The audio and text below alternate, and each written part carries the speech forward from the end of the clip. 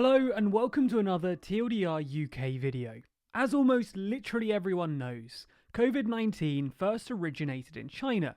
It's currently believed that the strain was passed to humans via a wet market in Wuhan, before spreading person to person within the country. A year ago today, there were just over 30 officially documented cases of COVID globally, and all of them were in China. A year tomorrow, though, the first overseas case emerged in Taiwan, before the virus rapidly spread around the world, to the point where we are today, some 88 million cases and nearly 2 million deaths later.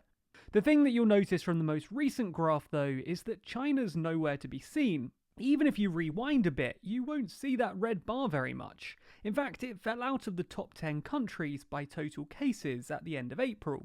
That's not only surprising because China's where the virus originated, but also it's just surprising that the biggest nation in the world hasn't had a bigger proportion of the cases. They have about 18.5% of the world's total population, but just 0.1% of the cases and 0.25% of the deaths. So in this video, we're going to explore how China tackled the virus, how the country was able to bounce back so effectively that even at the end of 2020, it was reported that nightclubs were open in Wuhan, while much of the world found itself locked down over the holidays. If you're interested in this video, then you'll probably want to check out the TLDR Global channel. For a while now, we've been posting international content right here on this channel, but it's supposed to be TLDR UK, so we're moving all of that stuff over to the new TLDR Global channel. So if you've enjoyed any of these videos in the past, then you might like to click the link in the description and subscribe over there too. Also, this morning we posted our first ever global video, where we discuss how the virus spread around the world, as well as showing you this full bar chart visualization that you saw a little of earlier. Links to that are below, and thanks for your support. Before we get into the details, the data, the policy, it's worth acknowledging that we're talking about China here. I know that seems almost too obvious to mention, it's in the damn thumbnail and title, but China's a pretty unique country. We don't want to get into a deep analysis of the trustworthiness of the country or how other nations should interact with them, but let's just say that many experts think that their COVID data should be taken with a pinch of salt. China isn't always super reliable when it comes to official data, and the idea that the country might downplay the virus to protect their status and economy doesn't feel all that unreasonable. It's certainly less outlandish than other conspiracies made about Gates and Soros. Anyway, my point is that while we can talk about the policies and strategies the government used to handle the pandemic, how these may have helped the nation fall out of the top 10 countries affected by the virus, we still have to keep in mind that maybe this data is not the most reliable, and maybe the country's not doing quite as well as they're claiming. With that said, let's take a look at the data at face value for a bit, and consider how the country could possibly have achieved results which other nations could only dream of. When the virus first began to emerge, it's pretty undeniable that the Chinese did a very poor job of handling it. Cover-ups and downplaying the virus meant that COVID was able to spread not only within Wuhan, but also around the world. This is clearly a terrible, terrible thing, and is ultimately why this virus became such a devastating pandemic. However, after that obviously horrendous start, the country did act fast to suppress the virus. Now, it's surprising that we haven't said this already, but one major factor, likely the one you've been thinking about since the beginning, is that China is a very autocratic country. As such, the government at both national and local levels has been able to take radical action to suppress the virus's spread. When I say national and local levels, the local level actually probably played more of a pivotal role than you might be expecting. While other countries look to national leaders like Johnson and Trump or Merkel and Ardern, in China, citizens were much more likely to look local, even to neighbourhood leaders. This micromanagement gave China a huge advantage.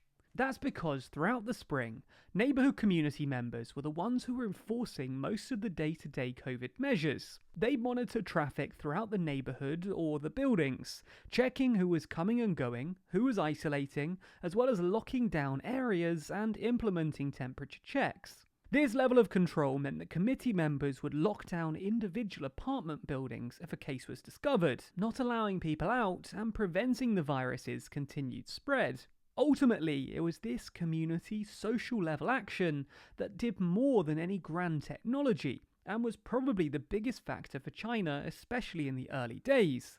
These community structures, which aren't found anywhere else in the world, allowed local figures to enforce individualized control and lock down people and areas without centralized debate or approval. This is clearly something that wasn't possible in many Western democracies, and while it could be good for eradicating viruses, it's pretty hard to argue that this is a good system of control more generally. Regardless of the ethics though, the approach seemingly worked, with the country able to use these localized social strategies to limit the spread of the virus significantly. As such, each neighborhood was very careful about new entrants, with a policy of treating every arrival as infectious until proven otherwise. This also played out on a national scale, with China taking a very firm stance on international arrivals. Because of this, flights to the country were intentionally capped, limiting the number of international arrivals, and those who do make it in will discover a completely different response to the laissez-faire attitude that a couple of our writers experienced at Heathrow recently. Upon arrival in China, travellers from high-risk countries would have to prove that they're not carrying the virus. In fact, if you were returning to China from the UK, you'd have to pass a nucleic acid and antibody test before even getting on the plane, and then have another negative test result upon your arrival in China. Even despite these stringent checks, those arriving in some places, such as Shanghai, are assigned 3 government officials as monitors: a doctor, a policeman, and a neighbourhood committee member. These people will help to assess the person for their quarantine period, which is absolutely mandatory. There's no suggested 10-day isolation period here.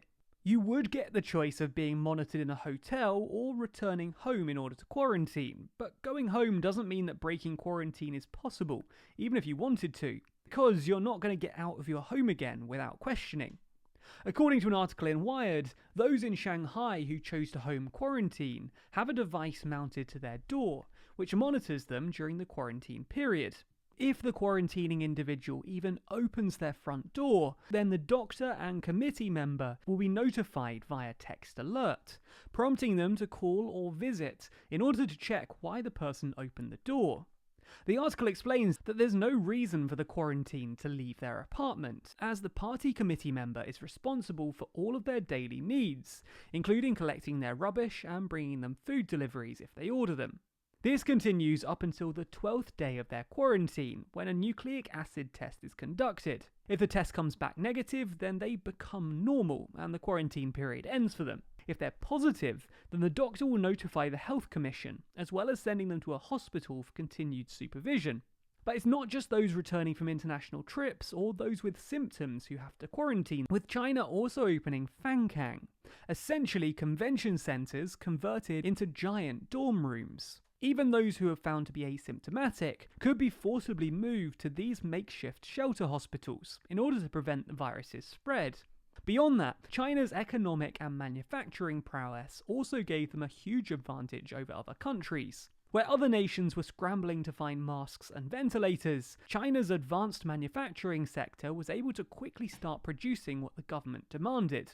Looking at the techniques used by China, it's easy to compare them to the approach taken by other countries like the UK and US, and probably to your country too, and see how they might have had more success suppressing the virus. There was no big debate about the use of masks, if people should quarantine, or even the balance of the economy and health. China simply does not need to have these discussions due to how their political system works. And while this makes the country effective at fighting COVID, even if we don't exactly trust the numbers, it does seem reasonable these approaches might be more impactful than those used in the West. It's hard to envy those living in the Chinese regime. Beyond just the ordinary responses and complaints about the Chinese government, there have been some pretty horrific results of their COVID policy specifically. There's been a huge rise in discrimination in China, with increasing suspicion encircling foreigners. On top of that, there's been huge increases in surveillance and even greater numbers of privacy violations than you might already expect from China, with personal and private data regularly being shared about citizens. Those working in hospitals and tracing those in quarantine have also reported some pretty harsh conditions, showing that achieving this single-minded suppression of the virus hasn't been kind on anyone at any level. So what can we learn from this as an international community? Well, we can see how countries who work very differently from us can approach shared challenges, and despite their apparent success, it's not always something to be envious of. When it comes to their success, it's easy to doubt their position on the global league tables, but looking at their radical action, it's reasonable to assume they've had at least some success. Ultimately though, even if these numbers are 100% accurate, it's hard to imagine, let alone support, similar measures being rolled out in other countries, although some things can still be learnt from their approaches, especially when compared to Britain's seemingly lacklustre checks on those entering the country, something the government has recently announced changes to. But what do you think? Has China got it right? Even presuming you don't support all of their measures, is there still something that can be learned from this? Let us know your thoughts in the comments below. Also, be sure to check out our new channel TLDR Global, where this morning we posted a video where we discuss how COVID spread around the world in the first year, not only sharing this pretty captivating visualization, but also breaking down how countries have compared in their approaches and success rates. The links to the channel and the video can be found below. As always, a special thanks to our Patreon backers who make videos like this one possible, and if you want to see your name at the end of videos, then you too can back us on Patreon. The link's that's in the description.